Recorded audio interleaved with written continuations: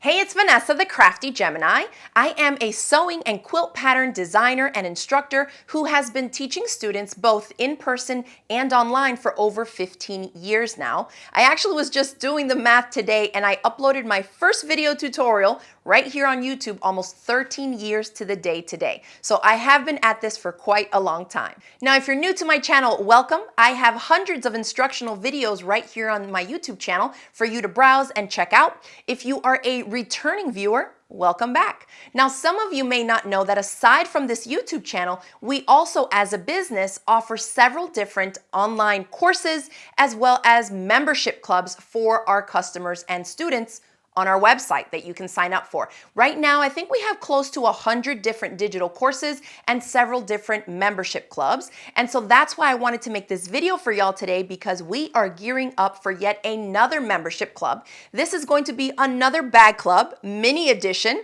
because we recently finished up the 9th Crafty Gemini bag club. And this was our first ever mini bag club edition where we tackled smaller, quicker projects that were great for using up scrap fabric pieces. They didn't have a lot of hardware and didn't require a lot of different interfacings either. So we always send a feedback survey out to our students at the end of every course and club.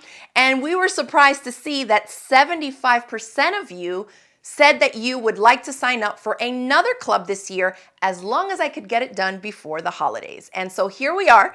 In this video, I wanted to let you know that my team and I have been working hard to get just that put together for y'all. So there is another Crafty Gemini mini bag club coming up very, very soon. Now this will be my 10th Crafty Gemini bag club in the past 6 years. And when we pulled the numbers, we saw that over 6,000 students have signed up and registered for our online bag clubs. So I'm super excited to see who else is going to join us this time around. If you have a lot of fabric scraps, if you're not yet really well versed in interfacings and which one to use for what project and where, all these things, these bag clubs are gonna get you set up and going. You're gonna get the confidence that you need to make different tweaks as you tackle other projects, maybe more complex projects. And so hopefully you'll stick around so you can get more information on how you can join our next Crafty Gemini Bag Club mini edition number 2. Now, if you're interested in maybe signing up for our upcoming bag club, stay tuned.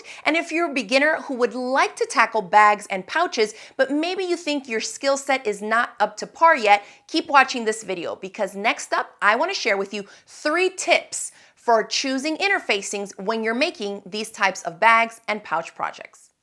All right, so here I have 4 samples, same fabric, but I have them accompanied by a piece of interfacing or stabilizer, okay? A different product in each one. So here we have what is 100% cotton woven fusible interfacing. If you've made any bags or followed a pattern, you have probably 99% of the time have used this. It's just a basic thin cotton muslin that on one side has little dots of adhesive, making it feel a little bit scratchier, okay? So it's a fusible product. Here I have some light fusible batting, and it's light because if you put your hand behind it, it's almost sheer. Not all products are gonna be like this when they say they're a batting. So I really like to use a light fusible, because anytime you are working with an interfacing or stabilizer that says it is fusible, you have to take into account that when that adhesive melts, when you fuse it to your fabric, that also is going to add another level of stabilizing or rigidity to the finished hand of the fabric. So if it's a fusible product, keep that in mind. I went ahead and grabbed another product from my stash, and you can see that this one, you can't really see my hand as clearly as you could on the other one, because this is considered a medium weight, where this again is a lightweight fusible batting. And this one is actually not fusible, so it's just thick, a lot thicker than this one, and you would just have to sew it into your project, okay? The other product I have here is crispier. You can even just see the way that it feels. It's more like paper, like it's folded up paper. And one side is slick or more matte looking, and then the other side has this sheen or shininess to it. That's the side that has the adhesive. Instead of little dots, it's more like a sheet of glue that again also gets fused to the back of your fabric. The fourth option I have here is a lot thicker than the rest that I've shown you, and this is a foam stabilizer. This is Bosal Interform, and it's not the adhesive version, although they often come with adhesive either on one side or on both, so you have a lot of options there.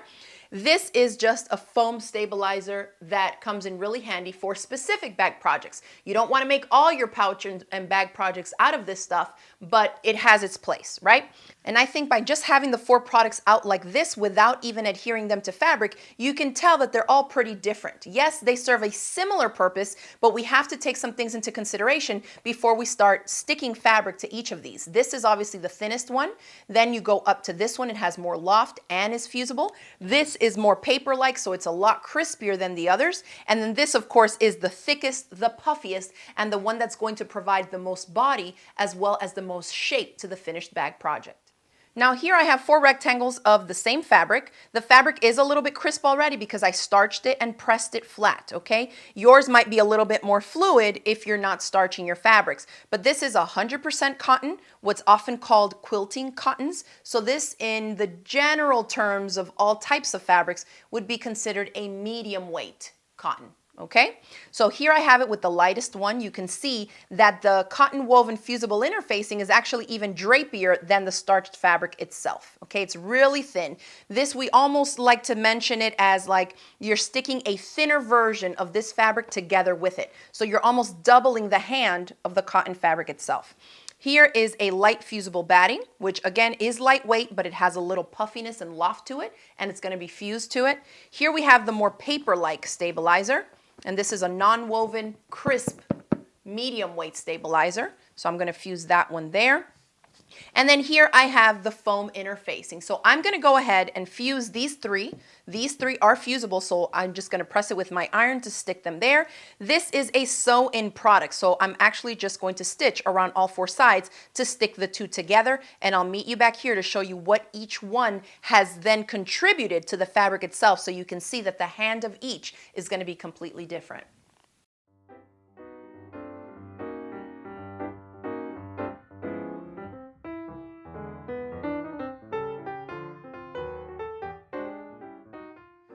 All right, so here we are with our 4 samples, and I can just by feel, I know which is which.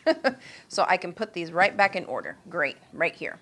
So just by looking at the height of this one, you know that that is the thickest, right? You see how it kind of lifts up off the table like that? It's chunkier than the rest. The next one, as far as how tall it is this one because it has the most loft. That's the fusible batting. Remember I said it was going to add a little bit of puffiness to it. So these 2 are going to be puffier, but although these 2 are about the same thickness, they have 2 totally different hands. Remember, this is the cotton woven interfacing, which is like putting a thin layer of fabric behind it, so you can see that you can still kind of bend it, but it has a crisper hand. When I let it go, it just kind of pops out.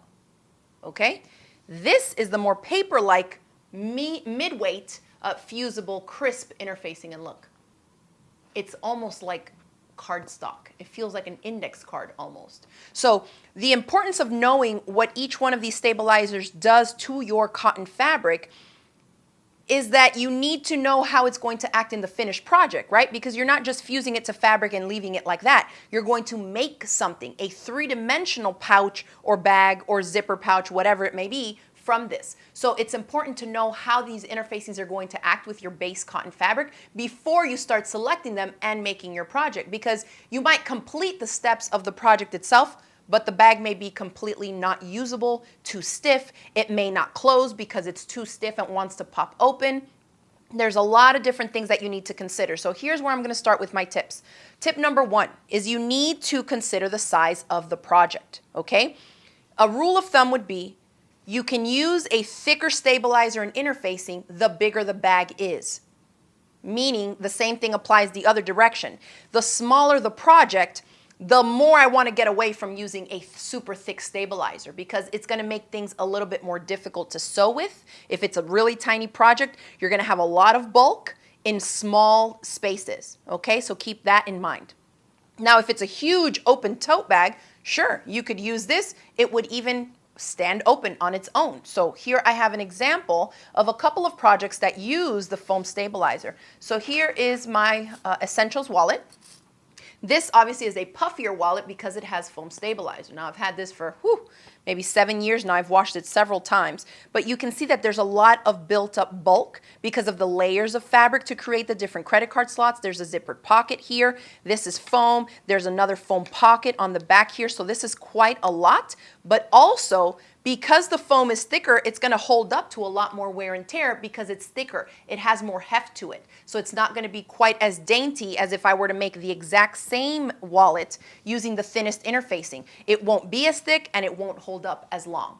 All right, so here's a project that's not too small, but that features the foam so you can see it in use. The next one is this little basket.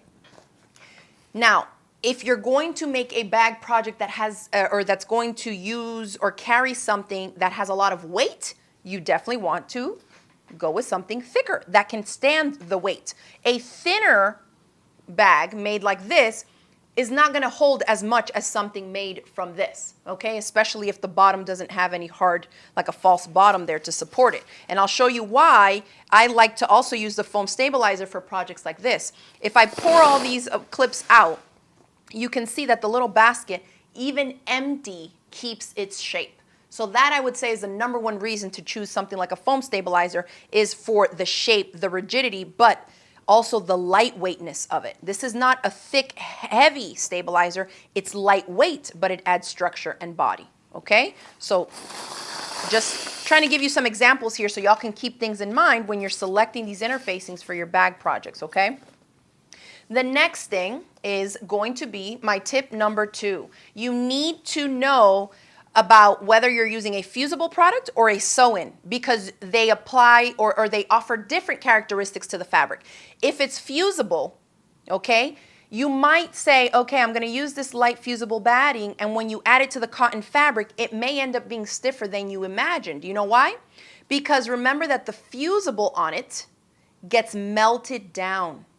And that fusible, once it's melted, becomes a layer of glue. And that little bit of layer of glue needs to be considered in the overall stiffness of the fabric. So I would say when you're using a fusible product, it's always going to end up being a little bit stiffer than you may have thought because of that added layer of glue. So think about that.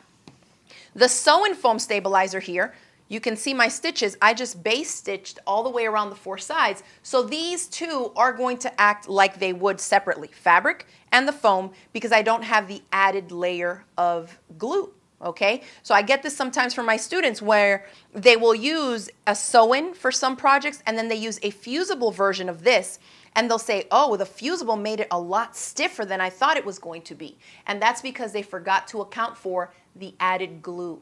When that glue gets melted, it sticks to your fabric. And once it cools down, it hardens back up. And that's what's keeping it held to the fabric. So it's going to add a little bit more, rigidity to the finished hand of the fabric itself. So think about that as well.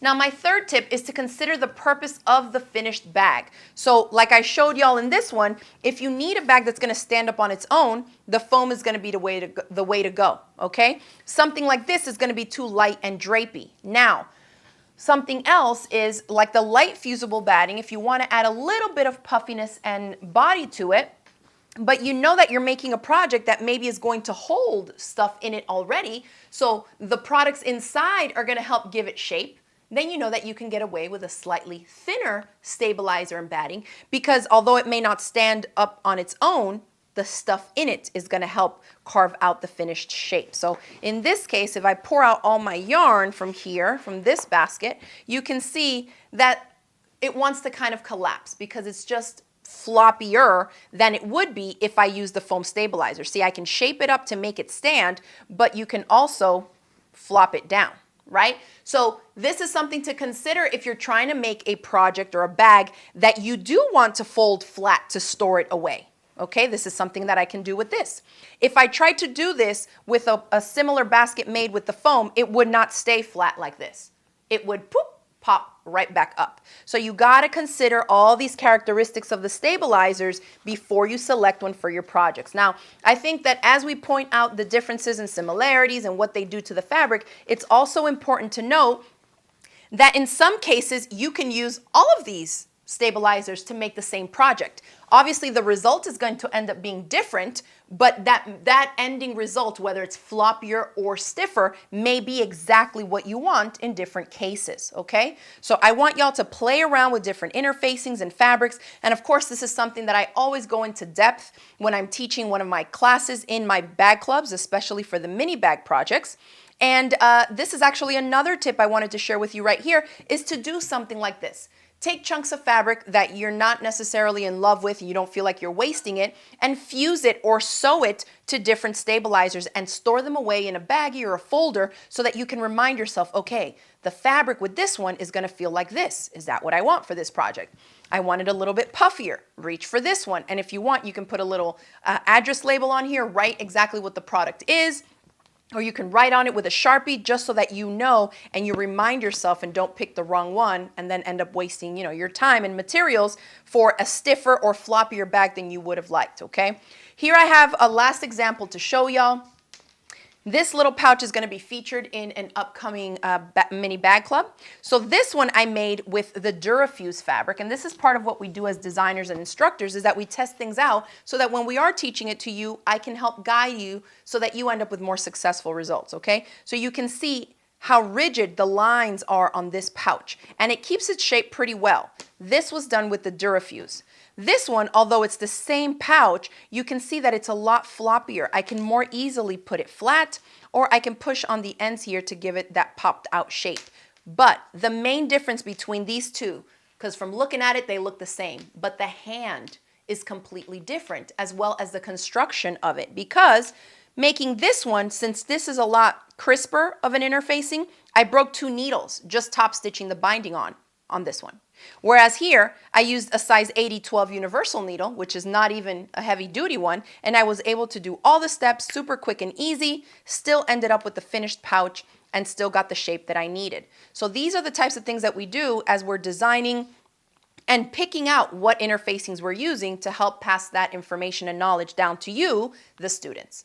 All right, so I hope that helps. I hope that gives you some more ideas on just a couple of different interfacings that you may already have in your stash and how to use them in your future bag projects. All right, so there you have it. Those are my 3 tips to help you choose the right interfacing for your bag making project. So remember, tip number 1, consider the size of the project. Tip number 2, remember that you may need to adjust whether you're using a fusible or a sew-in interfacing. The adhesive is going to add more bulk, keep that in mind.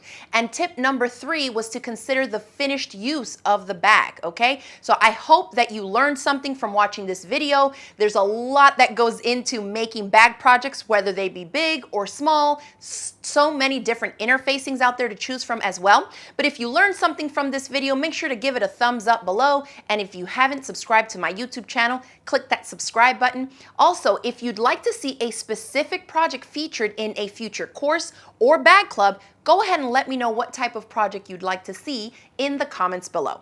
Thanks again for watching this video. Remember to subscribe to my email newsletter, and I will see you in the next video. Bye.